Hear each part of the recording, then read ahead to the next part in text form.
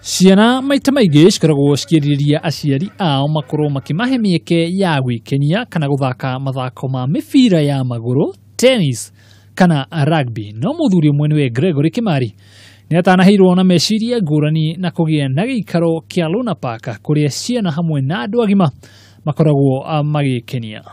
Most of the people normally bring their children for an outing here. And like you can see, it's fully set for children or for fun fair.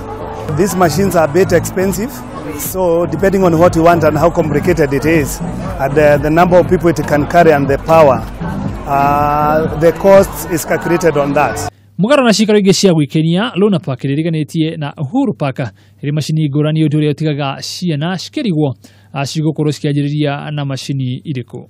Some of them, they are very popular with the youth because here they have a feel of driving.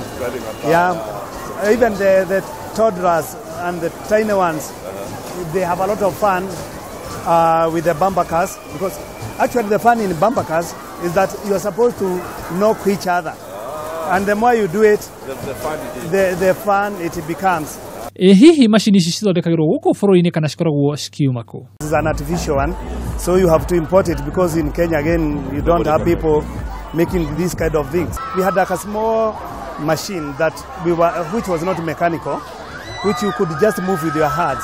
But I saw it was very popular with the children, so I decided why not try?